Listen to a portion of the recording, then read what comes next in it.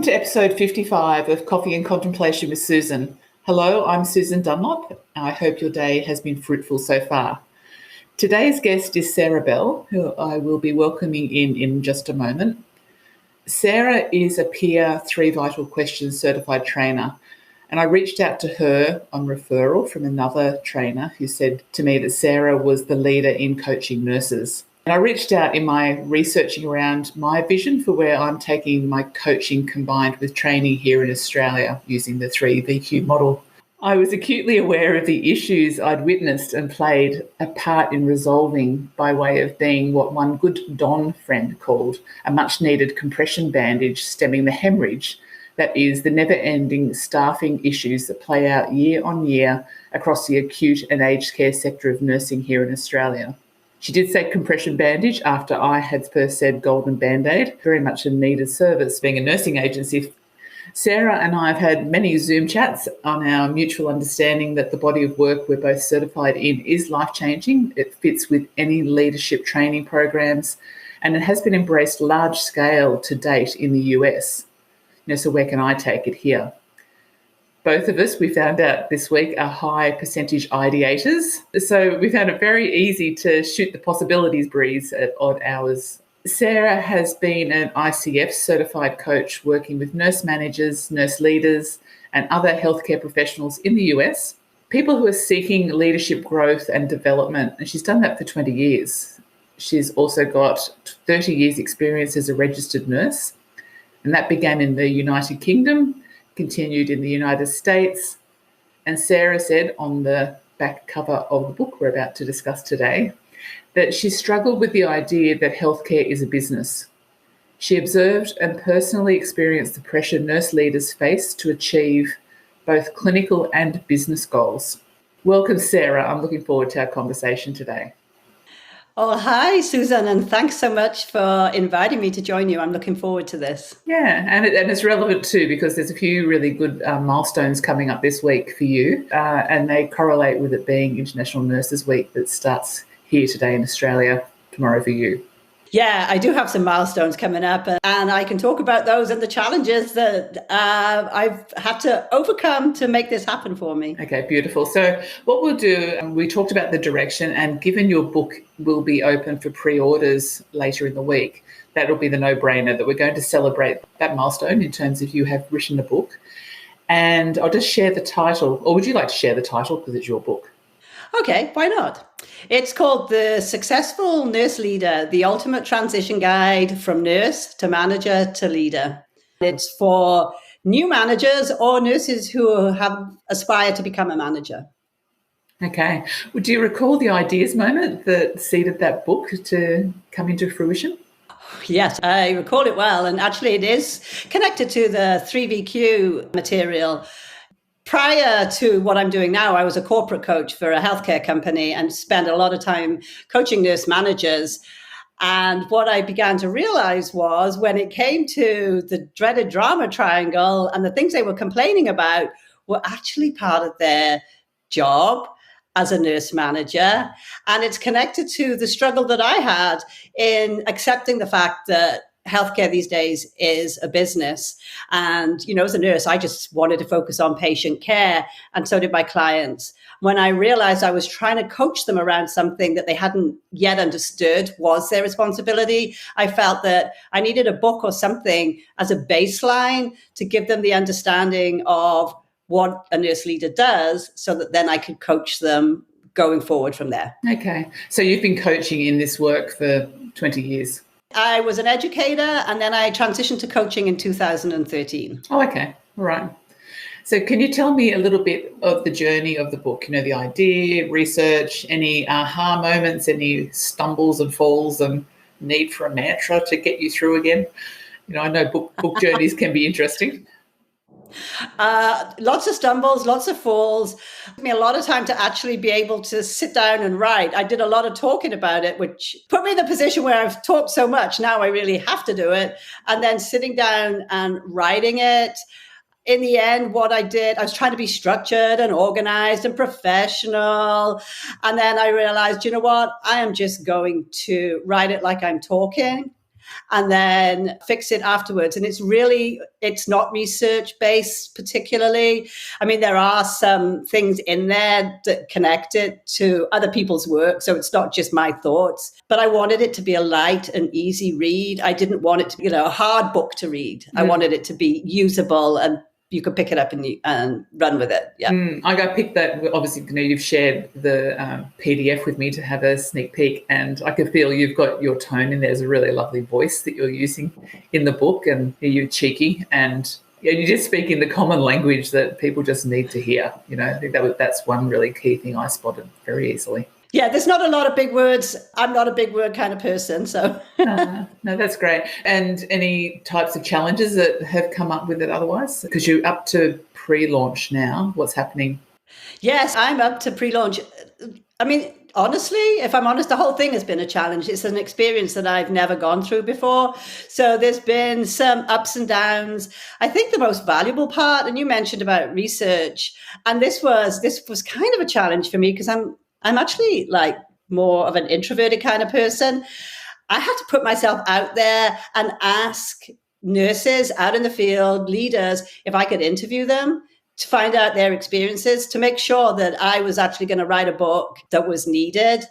That was a lot of work, but it was so valuable at the end. So that was like one of the biggest challenges. And really just putting myself out there for me is the biggest challenge. Yeah. So it's perfectly named and perfectly timed to support and celebrate nurses transitioning from expert clinician to manager to successful leader. In preparing for our episode today, you and I both looked up what the theme was for the year because, I've been out of that loop for a few years. And the International Council of Nurses set a theme for each year for nurses. And how about you read that out because this is your baby? The theme? Nurses, a voice to lead, invest in nursing and respect rights to secure global health. I read in a further paragraph, they said it's focusing on the need to protect, support and invest in the nursing profession to strengthen the health systems around the world, which to me feels like, your book comes in at the right time to maybe do that, protect, support and invest in the nursing profession. Yeah. And, one of the things from doing the book interviews and meeting people like you, Susan, and other nurses, this is a global thing. It's not just a US challenge that we're facing right now. I think nurses should be leading nursing. I don't think business leaders should be leading nursing, quite frankly.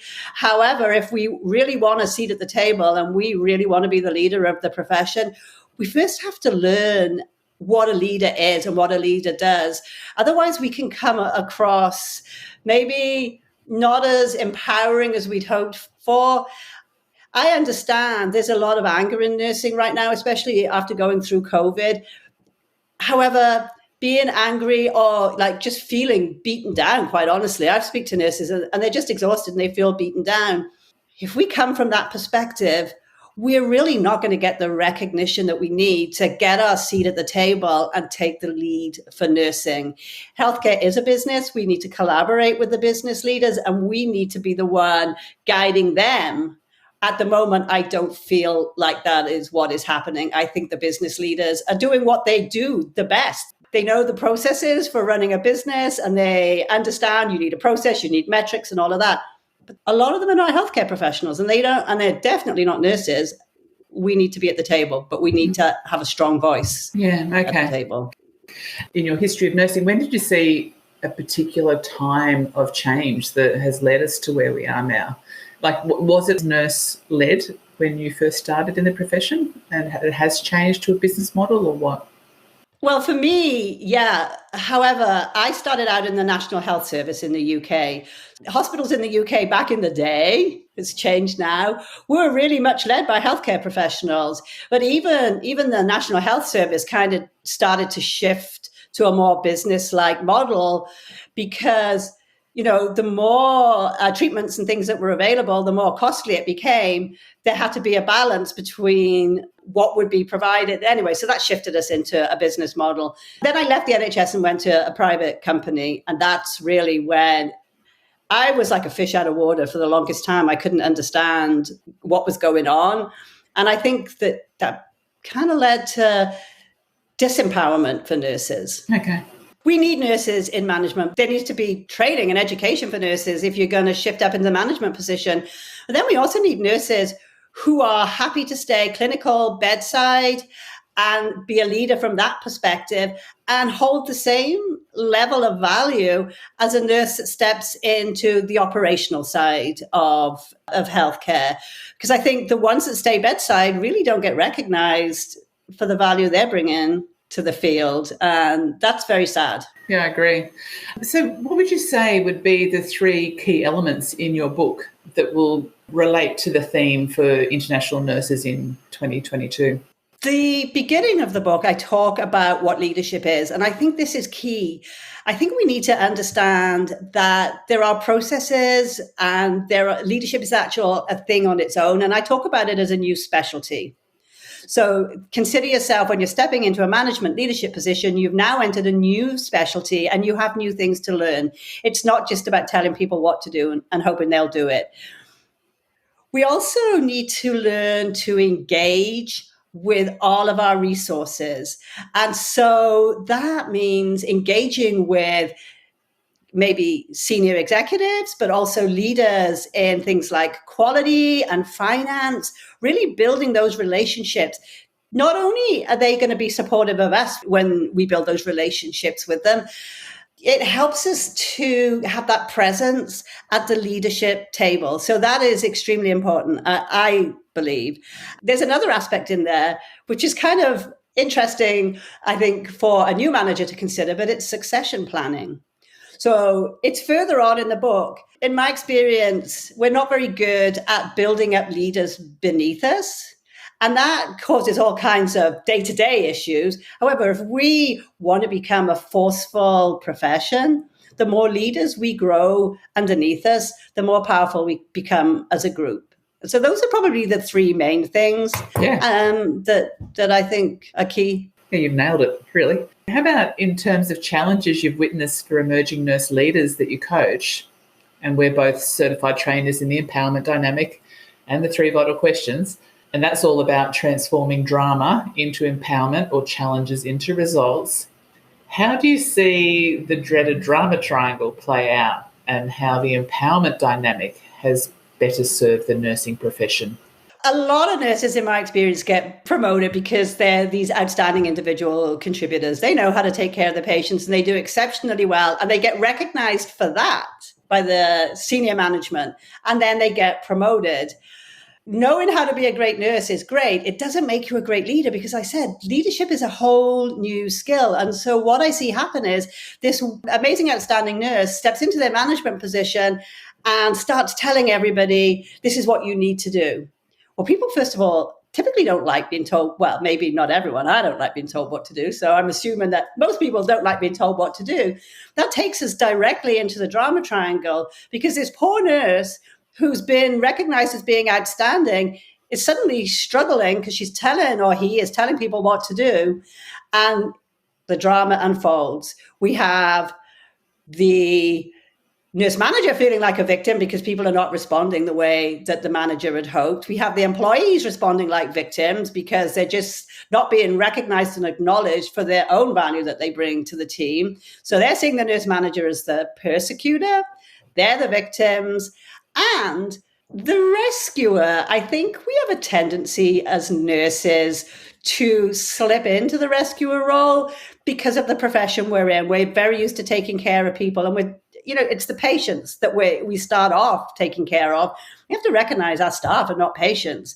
They are valuable, they're knowledgeable, they're experienced, they're competent, and they're capable. And I see nurse managers over and over again. I don't want to overwhelm my staff. I don't think that they're going to do it well. I'd be better doing it myself. And before you know it, they're just overwhelmed and overloaded. And then they're slipping into the victim mindset that the role is too hard. And so a lot of what I do is coaching them around that and into the empowerment dynamic and the creator, the coach, and the challenger. And the thing that came up while you were saying that then for me was, obviously we know that nurses have been loaded with more and more paperwork, more and more to be done in, say, the 8-hour shift. Is time management part of what you coach? Because I can see that, you will rescue someone because you can't be bothered, with letting them just learn their way through it or trusting that it's going to get done. So you do slip into that rescuer space, I imagine. Yep. Chapter 2 of my book, Winning the Battle Against Time Management. It's looking at things from a different perspective. And you start with yourself and understand, yes, oh my gosh, there's always stuff coming down the pipe in a healthcare organization.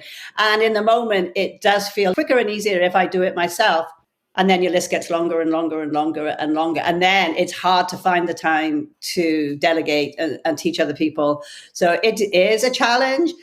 We have to be willing to let stuff go sometimes. And we have to be willing to raise our hand and say, if you want me to do this, I will. But if I'm doing this, these two things are not going to get done. And this is where we need to have our voice at the table. Because if we're not speaking up, nobody in the ivory tower is realizing what is happening down below, because we're scrambling around trying to make everything okay and trying to get everything done and trying to be that good nurse that we've always been recognized as. And sometimes we need to shift and lead for our team as well.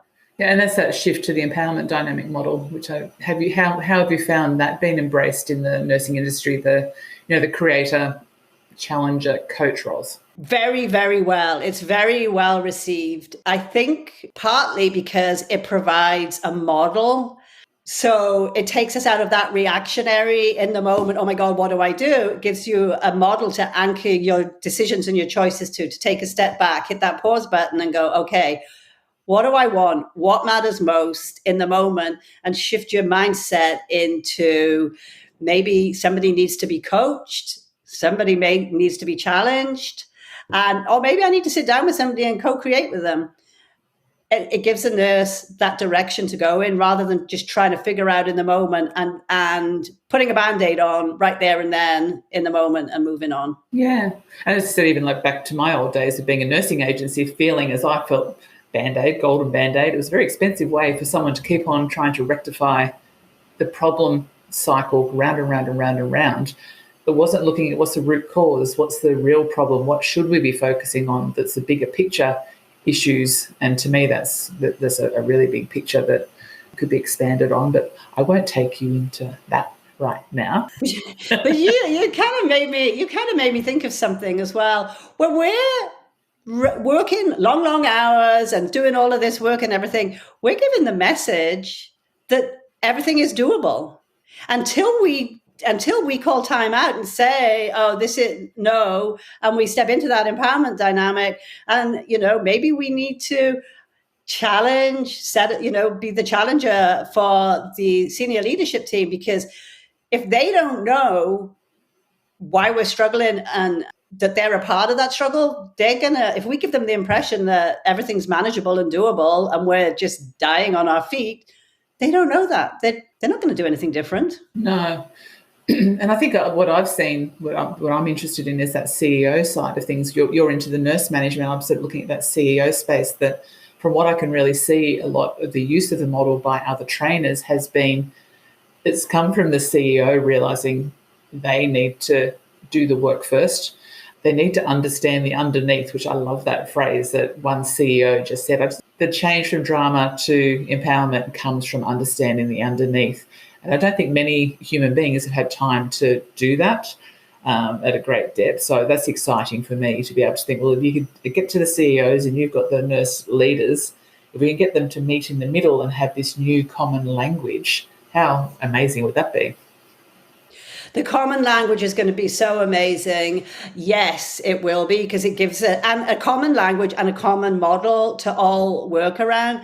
And the other aspect of that, I think, Susan, is that each and every one of us has to take responsibility for our own underneathness. So it's very easy to point the finger and blame. And somebody once said to me, you probably heard this, you're pointing the finger at somebody, how many fingers are pointing back at you, right? Yeah. We have to really own our underneathness before we can expect somebody else to change. Yeah. And that creator comment, I've had one before, I think Donna Zajon at the Empowerment Dynamic.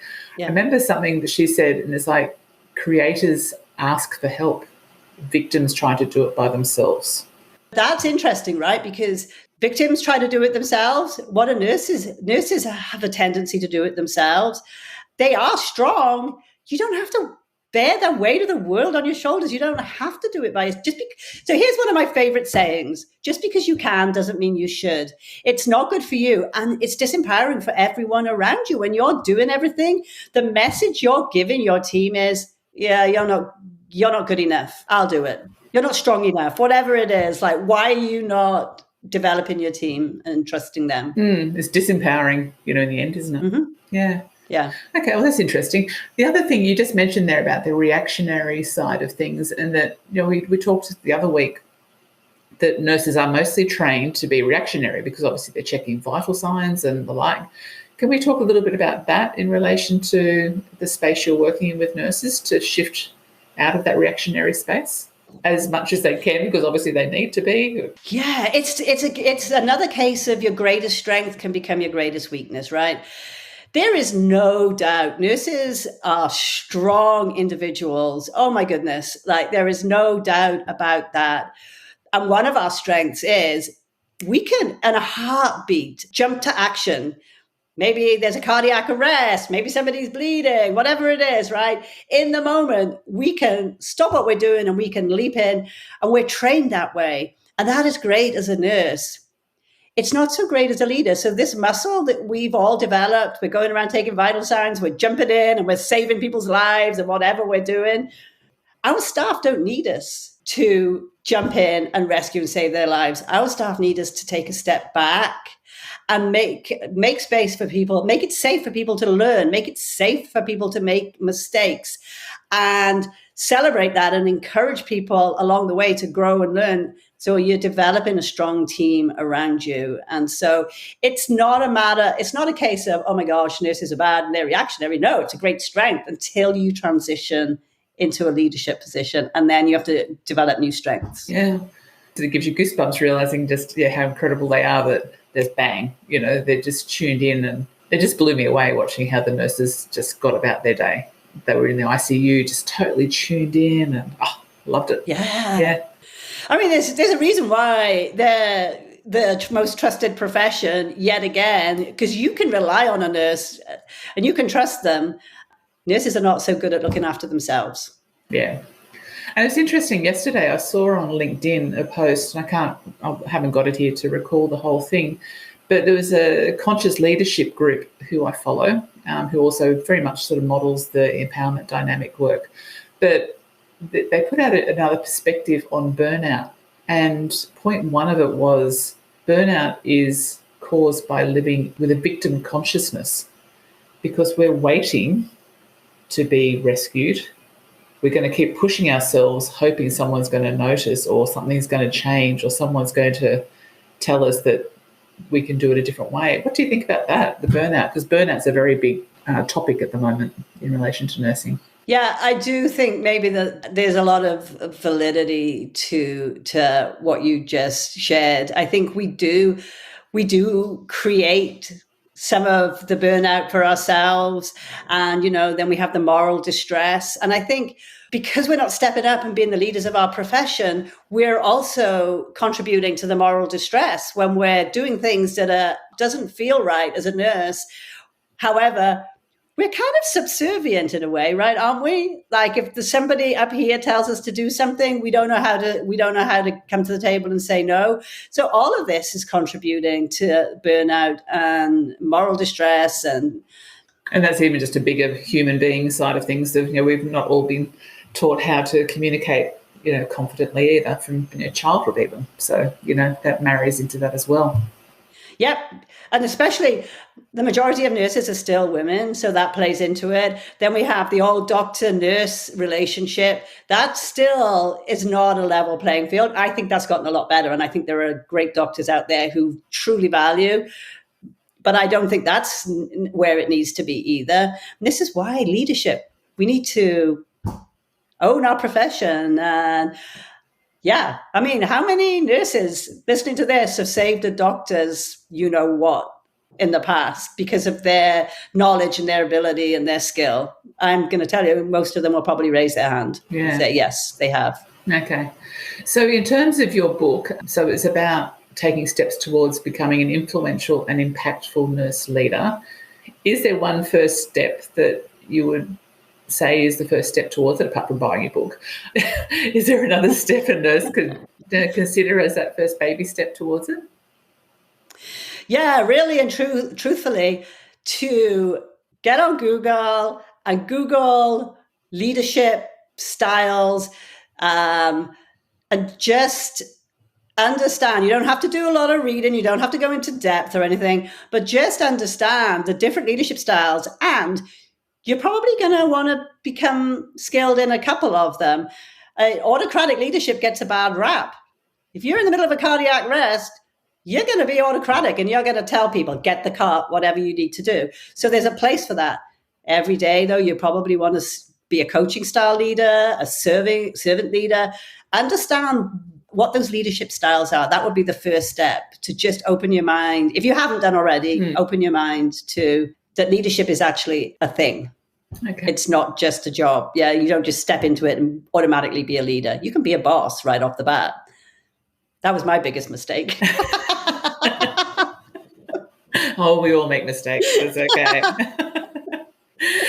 If someone wanted to do the coaching with you, and you've told me how well that you have seen the power of TED and the 3 vital questions be embraced by the nursing industry, what do you deliver in your coaching in the US? Like, what are you doing that you say if an organisation, if they wanted to take you in as the coach of their leadership team, how does that work for someone? I have a couple of different programs. If an organization wants to bring me in, I have a group coaching program that it's the 3VQ. There's some bite-sized videos, like when I say bite-sized, literally like a minute or whatever, that you can fit into a busy day. And then we get together once a week and we move through the 3VQ materials. And then we move into Rookie to Rockstar is my program. That is based on the book. So the book, Rookie to Rockstar, is really bringing the book to life, and alongside with the 3VQ.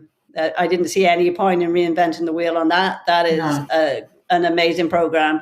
That didn't need any work. That just needed to be included in my program. Yeah. Rookie to Rockstar sounds pretty cool. I haven't got to that part yet.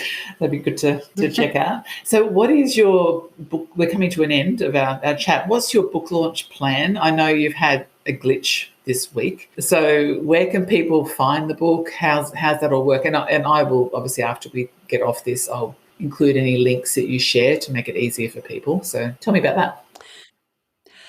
Yeah, I've been in the drama triangle this week, Susan. I'm not going to lie to you. I'm self-publishing on Amazon, and I made a mistake and I cancelled all of my pre-orders. So my plan was going to be get the book for 99 cents as a pre-order. Then when it gets launched next week, you'll all have the book. Well, I cancelled it by accident and I went into victim mindset. Anyway, I've recovered. And so the book is going to be published next week. There's a couple of things you can do. If you're on Facebook, join Sarah's book launch team, and I'll give Susan the link to that. If you request, you have to request to join, but I'll just click you in.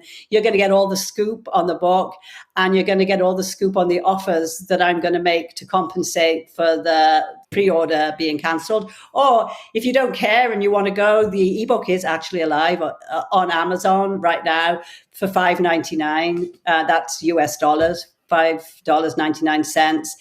Go ahead, buy it if you want to, but I would say wait and get in my book launch team, because I'm looking at giving a better offer to get the book going, and for the International Nurses Week as well. Oh, perfect. Okay. So we'll cover all that. So now, just as we usually finish up, I always ask 2 final questions. So do you have a mantra that gets you through hard times? Oh, yeah. I've been using it this week. What's that? It's I am creative and resourceful, and the possibilities are endless. I have to remind myself when I get stuck like I did this week, and I'm like, oh no, everything's a disaster. And I'm like, wait a minute, you're creative, you're resourceful. There's a load of possibilities, different directions you can go. It helps me immensely. So that's my best mantra. Yeah, that's good, because it lets you sort of understand that, you're vulnerable, you're real, and you make mistakes, but, It's okay to sit with that for a moment and then step back up again, isn't it? Yes, don't quit. Don't give up. And what is your favourite sing out loud song in the car? Do you want me to sing it? Yeah, No, you go don't. for You it. really don't want me Go for to. it. It's a real oldie, and it's Up, Up and Away in My Beautiful Balloon. And I just love it. It's a real old song, and so it's a real nice, feel-good song that it really helps me to realize I'm this tiny little ant on planet Earth. And if I get up there in my balloon and look down, I mean, like, don't take it so seriously, because we all do make mistakes, and life is for living. And yeah, I'm this little ant on planet Earth doing my thing, doing my ant work. Living and laughing. Yes, I think it's a good plan. Yeah. And it's interesting, they both, so your mantra and your sing out loud song, they sort of interweave a little bit, that you're talking endless possibilities by being resourceful and creative. And then, getting lifted up and away towards your vision, so that's that creator. Yes. Yeah, the creator in you. Yeah. Beautiful. Yeah. So thank you, Sarah, for talking nurse leadership with me. And it's an exciting time for you in the launch of your book. And it's been a pleasure getting to know you since I've joined the 3VQ community and collaborating with you on some ideas. And I wish you the best this week, and I'll keep an eye out on your launch as well. So a pleasure having you here. Yeah, thank you for having me. It's been fun. Yeah, great. All right, well, I'll leave you to your day. Bye for now. Thank you. Bye. Listeners, we can only change ourselves and do the work on ourselves, be ourselves, and model ways to lead. In our desire to change lives, workplaces, be that the healthcare and nursing profession or otherwise. So I'm Susan Dunlop, certified trainer, partnering with the Centre for the Empowerment Dynamic in the States. I was once founder and CEO of a small turned large healthcare organisation in the form of a nursing agency, and have chosen to bring all I learned into my practice as a certified professional coach and trainer to transform leaders, teams, and companies. Now, do you know any business owners, leaders, managers, teams, or companies as a whole who are struggling to deal with, say, low staff morale, workplace drama, gossip, absenteeism, and the like, lack of shared vision or direction, disengaged staff, high staff turnover, wasted time, energy and focus, and lost productivity?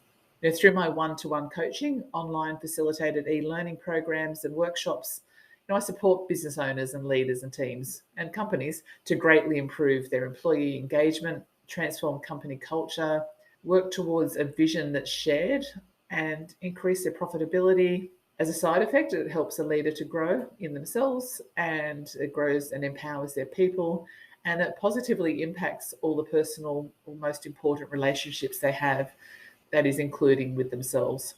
So if you know any struggling business owners, leaders, teams, or companies, please don't hesitate to reach out or pass my details on. If you'd like to come and share your story on the podcast show, I'd be only too happy to have a chat about that opportunity with you. My details are here. Thank you. I'll be back soon with some other interesting guests lined up in the wings. Bye for now and take care.